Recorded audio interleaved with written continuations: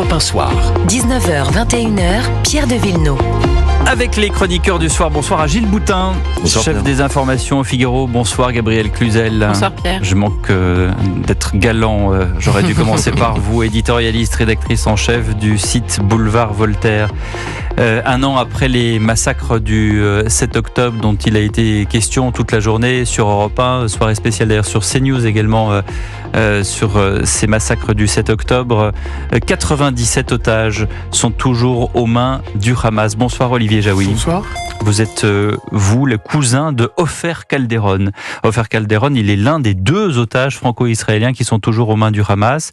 Vous avez cofondé l'association Vie brisée 7 octobre. Il y a aujourd'hui eu une réunion à l'Elysée autour des familles des otages justement franco-israéliens, mais pas seulement, qui sont encore retenus à Gaza. Le chef de l'État dit que la France continuera à se battre sans relâche contre l'antisémitisme. Le propos du chef de l'État intervient après son autre propos de ce week-end sur l'appel à ne plus livrer des armes pour Gaza, pour la lutte d'Israël, pour sa survie, comme nous avons l'habitude de le dire ici à Europe 1. Et quel est votre sentiment aujourd'hui? Est-ce que vous vous sentez accompagné par la France?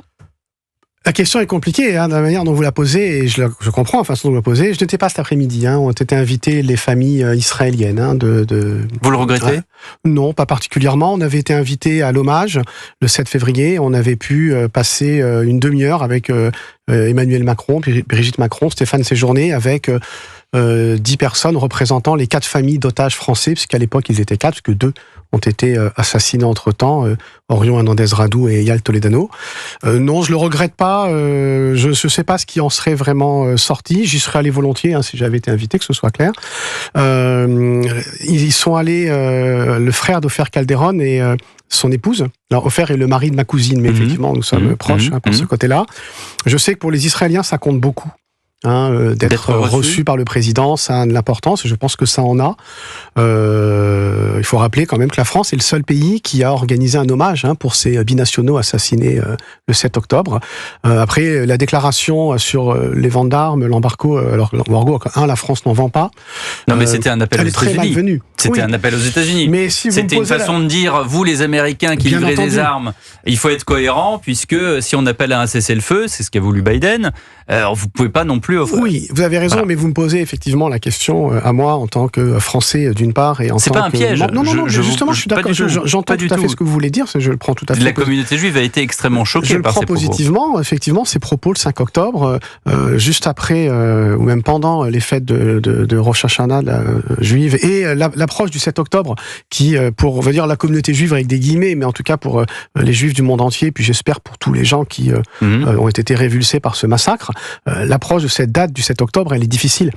C'est pénible de se rappeler, de revoir, il faut le faire, il y a aucun doute là-dessus. Plus les médias, et c'est votre cas, rappellent ce qui s'est passé le 7 octobre, et plus je pense que c'est positif, mais en même temps c'est compliqué, c'est pénible, et cette sortie le 5 octobre, elle est vraiment très très malvenue, et même pour les personnes qui sont des soutiens d'Emmanuel Macron, elle a été vraiment mal perçue. Vous avez dit que vous avez eu un moment avec le président de la République, à quel moment? Le 7 février, après la cérémonie très poignante, à cette époque-là, et avant que toutes les familles soient réunies dans la grande salle, on les a rejoints un peu plus tard. Et donc vous avez eu un moment privilégié avec le président et avec son épouse.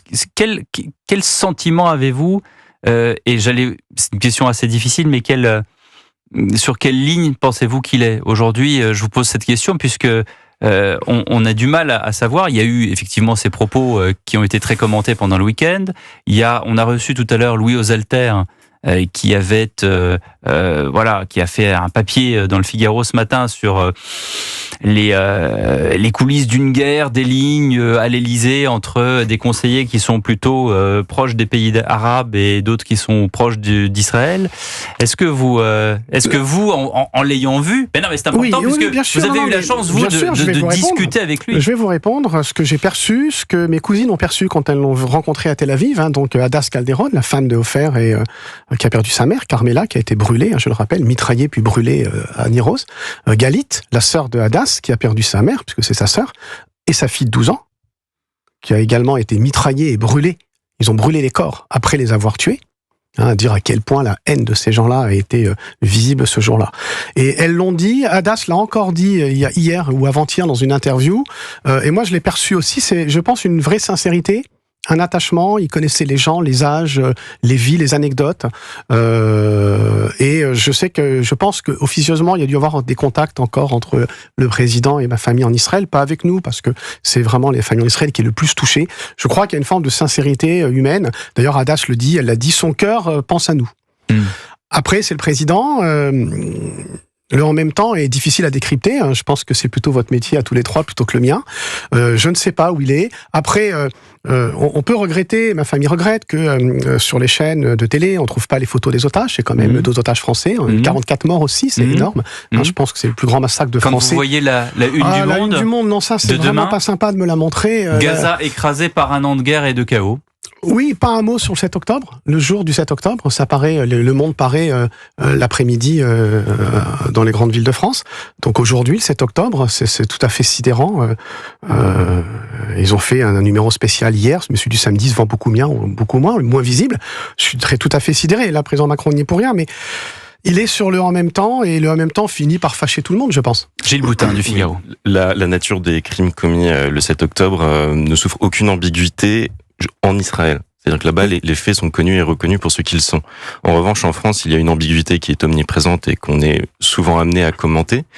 Comment vous, personnellement, vivez dans votre chair le discours de ceux qui ont, par leur discours, tendance à minimiser ce qui s'est passé, voire à le mettre de côté, et même à accuser Israël de pratiquer un génocide à Gaza. Comment le vivez-vous et qu'avez-vous envie d'y répondre? C'est un discours, ce que vous dites, c'est terrible pour nous. C'est terrible d'entendre ça.